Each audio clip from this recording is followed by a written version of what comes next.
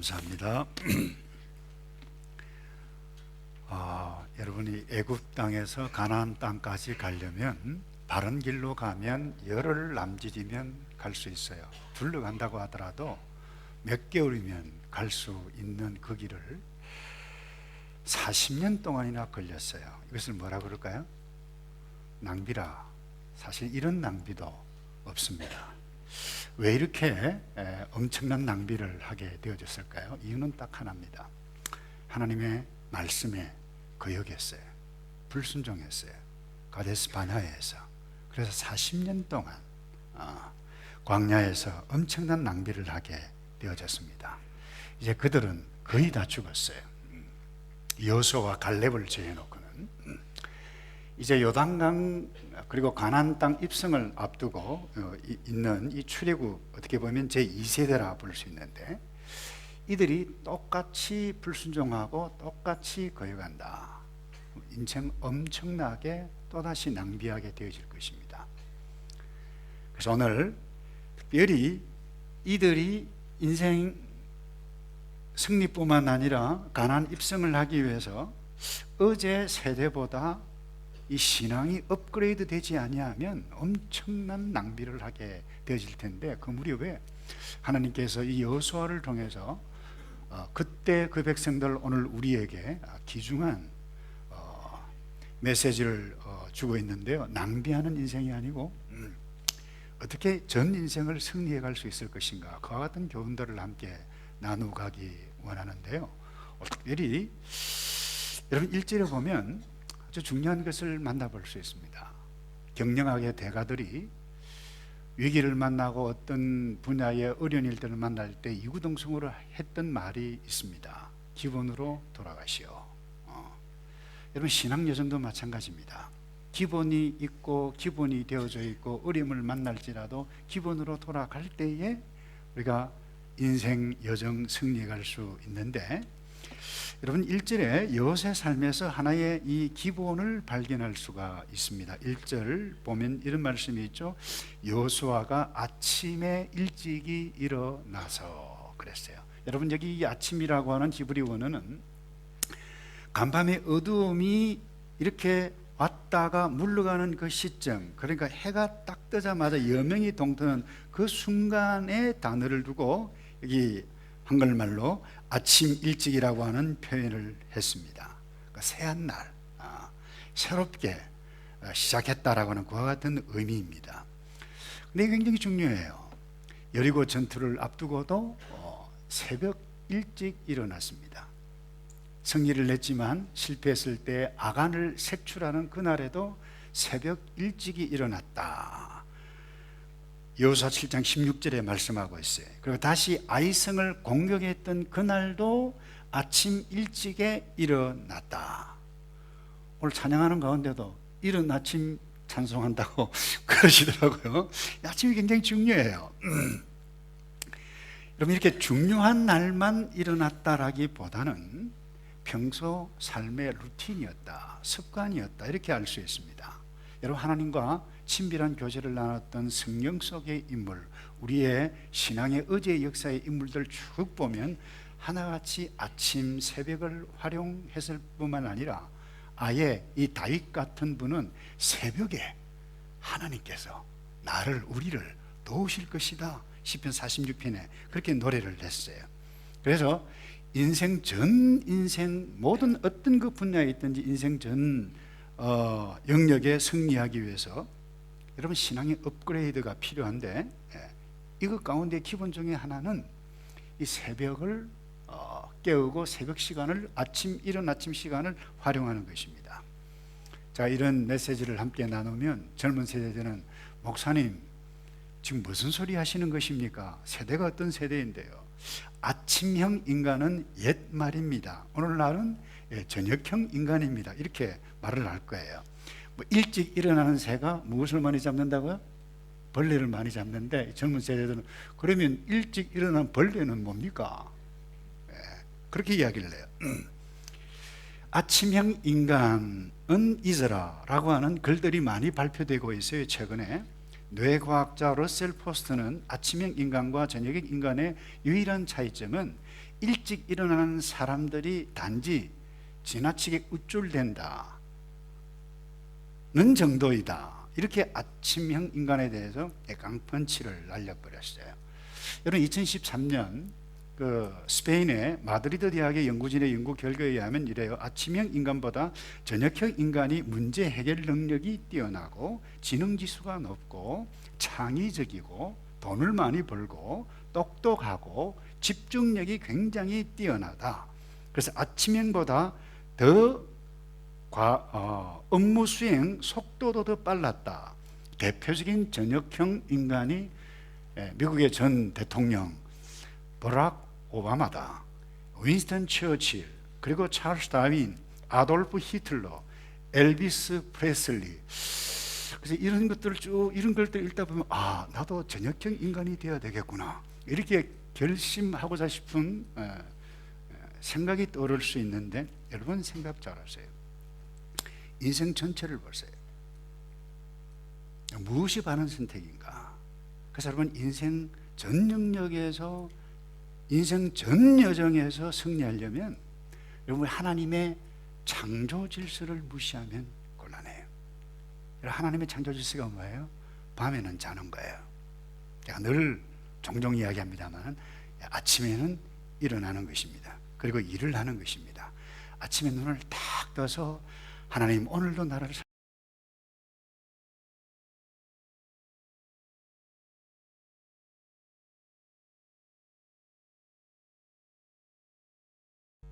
것이 기본 중에 기본이라고 하는 부분. 그래서 여러분 그 어떤 영역에 있어든지 이 기본을 무시하면 반드시 어느 순간에 함몰될 수 있고, 기본을 무시하면 어느 순간에 사고치기 마련입니다. 기본이 중요합니다. 이것을 강조라도 하듯이 하나님의 구원 역사도 주로 새벽 아침에 역사하셨어요. 홍해를 건너가게 하고 애굽 군대를 수장시켰던 때가 언제인 줄 아세요? 새벽이에요. 출애굽기 14장을 볼까요? 모세가 곧 손을 바다 위로 내어 밀며 새벽에 미쳐, 새벽에 되었을 때에 그랬어요. 바다의 그 세력이 회복되었지라. 그러니까 짙어 차왔던 애굽의 병정들이 물속에 다 빠져 죽게 하고 여호와 하나님 능력을, 그리고 구원의 역사를 그때 했다라고 하는 부분. 여러분 야곱의 신앙이 업그레이드 된 그때도 새벽이었어요. 밤의 환상 가운데 하나님께서 여기도 계시는구나 깨닫고 아침 새벽 일찍 일어나 결단을 냈어요. 하나님, 내가 주께서 나에게 이렇게 해주시면 제가 이렇게 살겠습니다. 신앙의 결단을 하게 되신 거예요. 여러분 사무엘을 얻었던 어머니 한나 새벽에 기도했어요. 가장 중요한, 예수님께서 부활하신 그때가 언제인가요? 한밤중이 아니고 이른 새벽이었다라고 하는 사실, 여러분 오해하지 마십시오. 저는 새벽 시간을 절대화시키고자 하는 의도는 없습니다. 그러나 새벽이 중요해요. 아침이 중요해요. 아침에 일어나는 것이 중요하다는 거예요. 근데 한번 생각해 보세요. 주로 덕스럽지 못한 일, 밤에 어두운 때 일어난다라고 하는 부분입니다. 그래서 하나님의 창조 질서대로 살면 전쟁과 같은 인생의 여정에서 실수들 하게 되어져요. 새벽에 하나님을 바라봅니다. 새벽에 주님을 찬양합니다. 새벽 시간을 통해서 그날의 일과를, 주님 제가 어떻게 장식을 어떻게 살아드릴까요? 내가 만나야 할 사람이 무엇입니까? 만나야 할 그 사람이 있는데 내가 어떤 말을 어떻게 해야 지혜를 세워가고 그 사람을 세우고 나를 세워갈까요? 여러분 새벽을 좋아하시기를 바랍니다. 그 다음에요, 1절에 또다시 주목해야 할 부분이 있는데, 여기 보면 시딤을 떠난다라고 하는 표현이 있어요. 여기 시딤이라고 하는 것은 이스라엘 백성들에게는 역사적으로 굉장히 뼈아픈 상처가 있었던 곳이에요. 민수기 25장 1절에 보면 이런 말씀이 있습니다. 이스라엘이 시딤에 머물러 있더니 그 백성이 모압 여자들과 뭐 했다고요? 음행하기를 시작했다. 썩 즐거운 단어가 아니죠. 여러분 시딤이라고 하는 것은 이 사해, 바다 북쪽 동쪽으로 이 부분에 있어요. 여리고가 이 정도 있어요. 돌아와서 이제 이리고 들어가게 되시는데, 이 시띠면 아카시아가 굉장히 많았다고 제가 이미 말씀을 드렸습니다. 모압 지역이었습니다. 바알 부올 제단에서 이 여사제들이 제사를 드리고 춤을 추고 유혹을 할 때에 여러분, 이 이스라엘 백성들이 그 여사들과 함께 음행을 하기 시작을 했습니다. 함께 우상을 섬겼습니다. 하나님께서 진노하셨어요. 그 결과로 연병이 임했는데 그날에 얼마나 죽었느냐, 2만 4천 명이 죽음을 당했던, 가슴 아픈 상처가 있었던 곳이 시딤이라는 거예요. 이 본문은 이것을 의식이라도 한 듯 시딤을 떠나라고 말씀을 표현을 하고 있어요. 그들이 이제는 시딤에서 떠나서 무엇을 향해서 달려가야 했다는 거예요? 요단강 도하를 기다리고 있는 그 순간이었어요. 그래서 시딤에서 떠나. 여러분 한번 생각해 보십시다. 인생 여정에서 어제 우리가 한순간 잘못 생각하고 잘못 선택해서 정말 생각하기도 싫었던 어제의 그 아픔, 그 슬픔, 또 가슴 아픈 상처로 남아있는 경험들이 어쩌면 누구에게나 다 있을 것입니다. 누구나 한 번쯤은 실수하기 때문에, 생각 잘못하기 때문에. 그러나 여러분, 그것을 떠나야 할 때 떠나야만 하는 것입니다. 거기에 머물러 있어서는 안 되는 것입니다. 해리포터의 작가, 아주머니죠, 조앤 롤링이라고 하는 분이 결혼 생활에 실패했어요. 직장까지 잃었어요. 엄청난 인생에 아팠던 순간이 있었던 분이에요. 여러분, 스티븐 잡스도 마찬가지예요. 자기가 만든 애플 회사에서 쫓겨났던 쓰라린 의제가 있었지 않았어요?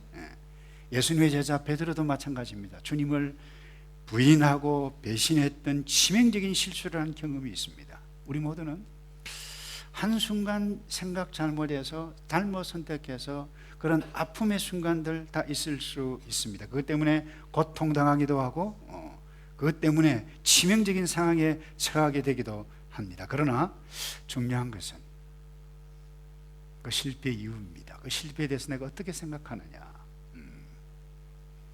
조앤 롤링은 그렇게 했어요. 추락할 때 부딪혔던 딱딱한 이 바닥, 그 바닥을 주춧돌로 삼아서 나는 그 위에 삶을 다시 든든히 세워갈 수 있었다. 여러분이 아시다시피 그 물리학자인 아인슈타인, 대학을 졸업을 했어요. 취업을 못했습니다. 직장을 얻기 위해서 이곳저곳 전전긍긍하다 임시교사를 하고 가정교사를 하다가 간신히 특허 사무소 심판관으로 채용되었던 사람이에요. 그 했던 말이 있죠. 실패는 성공으로 가는 과정이다 라고 하는 유명한 말을 남겼습니다. 여러분, 우리가 어제 그 실패에 매이지 말아야 할 가장 기본적인 이유가 뭡니까? 그건 어제 일이기 때문이에요. 어제 일이기, 지나간 일이기 때문에 그래. 그래서 어제의 실패, 아니 현재 내가 실패하는 상황에 있단다 할지라도 거기에만 집중하면 힘을 잃어버려요. 미래를 상실해 갈 수 있다는 거예요. 그래서 미국의 정신과 의사 칼 매닝거라고 하는 사람이 있는데 이분이 이런 이야기를 했네요. 사실보다 내가 지금 실패했던 그 어떤 좋았던 나빴던 그 어떤 그 팩트, 사실보다 더 중요한 것은 마음가짐이다, 그렇게 얘기를 했어요. 여러분이 아시다시피 가룟 유다도 그렇고 베드로도 그렇고 두 사람 똑같이 예수님을 배반했습니다. 근데 차이가 있었어요. 그 차이가 무엇입니까? 내면 속에 마음가짐이었어요. 가룟 유다는 어제 실수했던 그것 보고 내가 왜 그랬지, 거기에만 집중하다 보니까 자살을 택하는 치명적인 어리석은 일들을 낳았어요. 근데 베드로는 주님이다 라고 할 때 그냥 생각도 하지 않고 첨벙, 그래서 인생이 업그레이드 되었어요. 마음가짐이 달랐어요. 여러분, 혹시 어제의 실패 때문에, 어제의 아픔 때문에 여러분들이 정신을 놓고 힘을 잃는 사람이 있나요? 여러분, 하나님의 약속의 말씀을, 오늘 본문 말씀을 보고 힘을 얻기를 바랍니다. 하나님께서 이렇게 말씀하세요. 5절을 볼까요? 5절 중반 말씀에 이렇게 말씀하십니다. 여호와께서 내일 너희 가운데 기사를 행하시리라. 한번 다 같이 할까요? 여호와께서 내일 너희 가운데 기사를 행하시리라. 아멘. 우리에게 내일이 있어요. 왜냐하면 하나님께서 내일을 주셨기 때문에. 우리 모두에게 내일을 주셨어요. 그래서 인생과 신앙 여정에 어제 뼈아픈 아픔 그리고 상처 뒤로하고 떠나지 않으면 여러분 계속해서 우리는 광야에 머물 수밖에 없는 것입니다. 하나님께서 다시 말씀하세요. 여호와께서 내일 이제 기적을 행하시리라. 이 말씀을 붙잡고 새롭게 일어서는 신앙 또 그 어떤 분야 업그레이드 해가는 힘을 얻기를 주님의 이름으로 축복합니다. 그 다음에 마지막으로요, 이 5절과 6절에 보면 이 요단강 도하 건너가는 거죠. 그리고 여리고 성과에게 이제 전투를 해야 되는데 이 백성들에게 하나님께서 여호수아를 통해서 그리고 이 여호수아의 명령을 가지고 유사들 정부 관리라고 표현해 볼 수 있는데 행정을 맡은 사람들에게 돌아가면서 어떤 말을 전하게 하는가. 그 명령이 좀 특이해요. 5절을 볼까요? 너희는 스스로 성결케 하라. 여호와께서 내일 너희 가운데서 기사를 행하시리라. 그리고 6절에 언약궤를 메고 백성 앞에 건너라 하며 곧 언약궤를 메고 백성 앞서 나아가니라. 여러분 성결 그리고 언약궤 보고 나아가라. 성결하라, 언약궤 보고 나아가라 이렇게 말씀해요. 현실적으로 보면 정말 상황과 잘 맞지 않는 그런 말씀이 이상한 명령이죠. 이 요단강 범람하고 있는 요단강을 지금 건너려면 공수부대를 만들어서 미리 뗏목을 가지고 뗏목을 만들든지 아니면 다리를 만들든지 아니면 안전을 위해서 줄을 큰 밧줄을 만들어 가지고 저쪽 건너편에서 여기서 포스트를 만들고 연결을 시키든지 이와 같은 일들을 해야 되는데 전혀 그렇지 않아요. 성결하라고 그랬어요. 여러분 구약에서 성결이라고 하는 것은 무엇을 의미합니까? 하나의 정결 의식입니다. 씻는 의식입니다. 몸을 목욕하는 것입니다. 근데 이게 무슨 의미입니까 도대체? 여러분 가나안 땅은 이들이 무력으로 정복해서 얻어져야 하는 땅이 아니라고 하는 부분입니다. 제가 지난주에도 말씀을 드렸습니다만 여리고성 함락 너희들의 능력으로 총과 칼로 무력으로 위한 그 전쟁은 정복 전쟁이 아니라 하나님의 말씀에 순종하는 영적인 일이라고 하는 것을 그들에게 명확하게 인식시켜주고 있다라고 하는 부분입니다. 출애굽 2세대 이 신앙의 수준이 업그레이드 되지 않으면 엄청난 낭비를 하게 되어질 것입니다. 그래서 지금 다시 말씀하시는 거예요. 그것이 뭡니까? 성결. 이 성결이라고 하는 것은 히브리 원어로 카데시라고 하는 단어입니다. 이것은 분리한다, 또 따라 떼어놓는다. 이것을 뭐라고 그러는가 하면 거룩이라고 그래요. 그래서 이 구약 성경의 성결은 하나님을 위해서 쓰임받고 하나님을 위해서 되어지는 모든 것은 따로 떼어놓는다. 이것이 카데시라고 하는 단어를 씁니다. 그래서 하나님을 위해서 섬기는 사람, 거룩한 제사장이라고 그러죠. 그래서 하나님을 위해서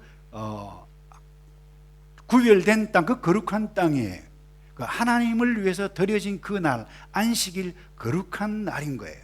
그 성전에 하나님을 위해서 제사를 드리기 위해서 사용되지는 모든 물건들은 카데시, 따로 구별되어 놓는 것입니다. 그래서 이와 같은 것들을 만지기 위해서 손을 씻고 정결의식이죠. 목욕을 하는 이와 같은 것들이 성결입니다. 이 요단강 지금 건너야 돼요. 그런데 성결케 하라 이런 맥락에서 말씀을 하고 있는데 이해가 되나요? 이해가 될 수 없어요.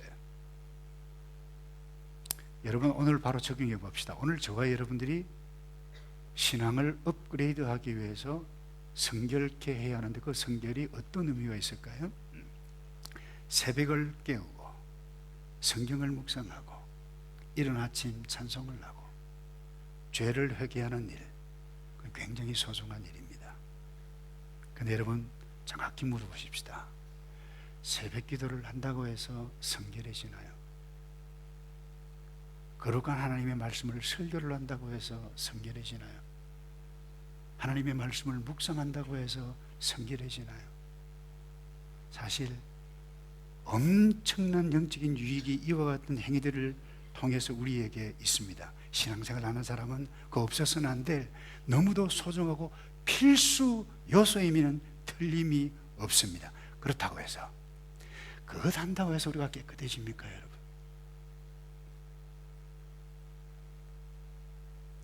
여러분, 그것을 할 때 우리는 감사와 기쁨, 하나님 앞에 가깝게 나아갈 수 있는 중요한 요소가 될 수는 있습니다만은 이것보다도 훨씬 더 본질적으로 중요한 것이 있습니다. 그것이 3절입니다.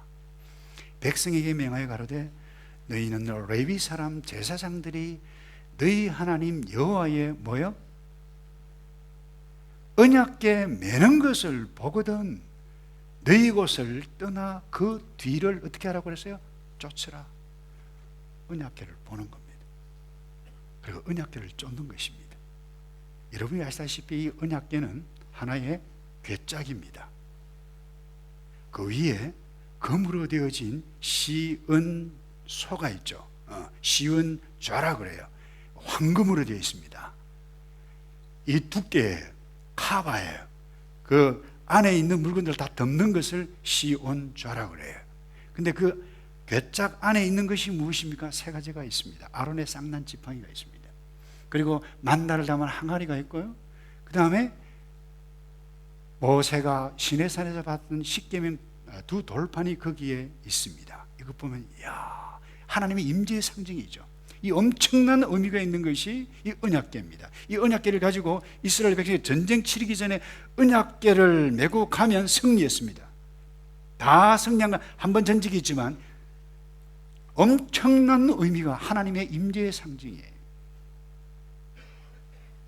그런데 여러분, 이 언약궤를 딱 보면 와, 아론의 쌍난 지팡이 하나님의 기적, 그리고 만나의 항아리 하나님의 기적, 특별히 십계명 돌판, 이 엄청난 하나님의 백성의 정체성을 확인할 수 있는 엄청난 의미 있는 영적인 것입니다만 실제로 보면 우리가 생각을 바꾸어야 할 필요가 있다라고 하는 것을 말씀을 통해서 깨닫게 되어집니다. 아론의 쌍난 지팡이가 어떻게 되었나요? 고라 자손이 모세의 리더십에서 반역을 냈습니다. 하나님의 진노를 받았습니다. 그리고 그 다음에 하나님께서 이 12지파에게 명령을 합니다. 두목들에게 이름을 적고 지팡이를 하나씩 가져오는데 지파의 이름을 적습니다. 두목의 이름을 적고 언약궤 앞에 갖다 놓으라 그럽니다.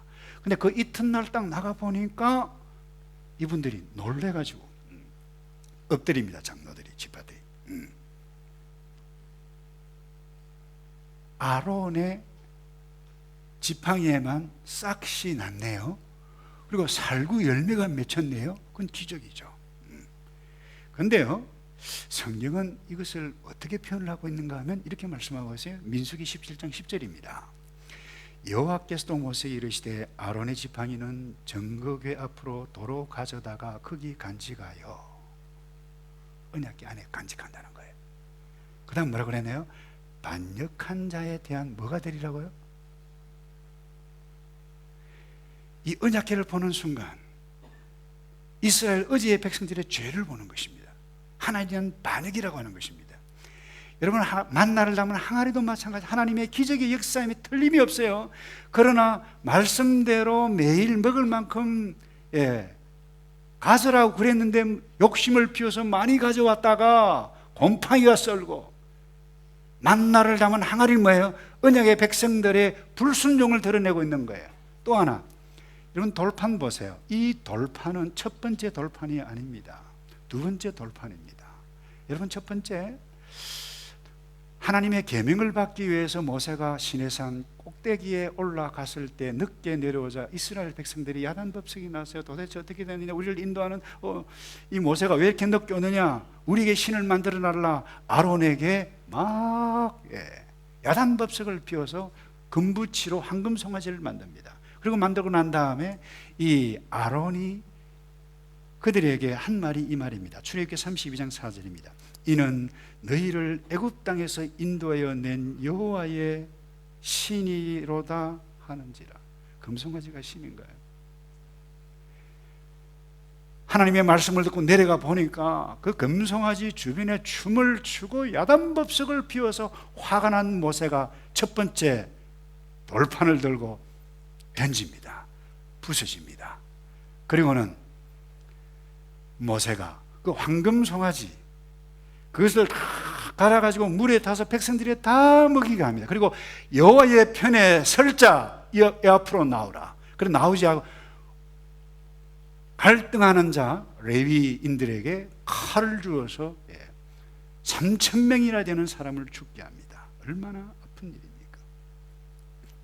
그러니까 이 아론의 쌍난지팡이, 그리고 만나를 담은 항아리, 그리고 두 돌판, 무엇을 의미합니까? 이스라엘의 백성들의 폐역, 원망, 불평, 그들의 죄를 보게 하는 것입니다. 그것이 어디에 있나요? 하나님의 언약궤 안에 있어요. 근데 놀라운 것은 그 위에 이것을 커버하고 있는 것을 뭐라 그랬죠? 따라서 합시다. 시은좌.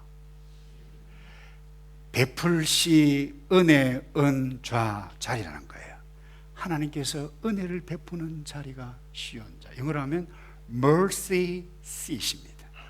한금으로 어린 양을 잡아서 피를 그 위에 뿌립니다. 그리고 그들의 백성들의 폐역과 어제 온갖 하나님을 반영했던 그와 같은 것들을 예수 어린 양 예수 그리스도께서 그것을 모든 것을 다 덮었다는 것입니다. 무슨 이야기입니까? 너희는 어제 범죄했지만 내가 그 죄를 다 덮었다. 그것을 바라보라는 거예요. 은혜 내려주신 하나님께서 너희를 여기까지 인도하시고 요단강을 건너가게 하고 가나안 땅을 정복하게 할 것이니 믿음으로 말씀에 순종하여 이 요단강을 건너라는 말씀입니다. 말씀을 정리합니다. 여러분, 성결은 우리가 목욕을 한다고 해서 성결하게 되어지는 것은 아닙니다. 기분은 좋겠죠. 여러분, 성결은 밤을 새워서 기도하며 찬송한다고 해서 성결해지는 것이 아닙니다. 물론 영적으로 주님 내가 기도했네요, 이런 영적인 유익이 있어요. 그렇다고 해서 그것 한다고 해서 우리가 거룩해지는 것이 아닌 것입니다. 엄밀히 이야기하면 우리는 기도하고 성경을 읽으면 읽을수록 내가 죄인이라고 하는 사실이 깨달아집니다. 더 내가 죄인이라는 사실이 드러나서 부끄러워서 어쩔 줄을 모릅니다. 이게 정상이에요. 그런데 기도하고 큐티하고 헌신도 많이 하고 이렇게 하는데 내가 할 수 없는 죄인이라고 하는 깨달음이 없다라고 하면 죄송해요. 그 엉터리일 수 있습니다. 신앙생활을 하면 할수록 내가 할 수 없음을 뼈저리게 깨닫는다라고 하는 것. 왜 하나님께서 이 언약궤를 바라보게 하셨습니까? 너의 반역을 보라는 거예요. 너의 죄악을 보라는 거예요. 그런데 그 시온좌가 다 듣고 있어서 내가 행한다는 거예요. 나를 구원하시고 나를 구원하실 그 하나님, 나의 인생 어제 허물과 죄악이 있지만 나의 어제의 실패 그 허물을 덮고 새로 인도해 가실 그 하나님을 쳐다볼 때에 우리에게 세상에서는 얻을 수 없는 능력과 힘이 되는 줄로 믿습니다. 그래서 겸손한 마음으로 주를 바라보게 될 때 우리가 능력이 되고 위로가 되고 힘이 되고, 그래서 그분과 함께 기도로 밀착하고 그분과 함께 봉사로 더욱더 밀착하고 그분의 은혜가 내게 임해서 이 광야 같은 세상, 주님 내가 약합니다, 난 죄인입니다, 그러면서 언약궤를 바라보게 되실 때 위로부터 나려는 세상에서는 얻을 수 없는 하늘의 힘을 붙잡고 승리해 가시는 저와 여러분 되기를 축복합니다. 기도하겠습니다. 걸어가신 주님, 그분의 은혜가 내게 임해 광야 같은 세상, 유혹 많은 이 세상에서도 그분과 정말로 바로 밀착된 영적인 부여를 누릴 수 있도록 우리에게 순간순간마다 은혜를 베풀어 주시옵소서. 예수 그리스도의 이름으로 기도하옵나이다.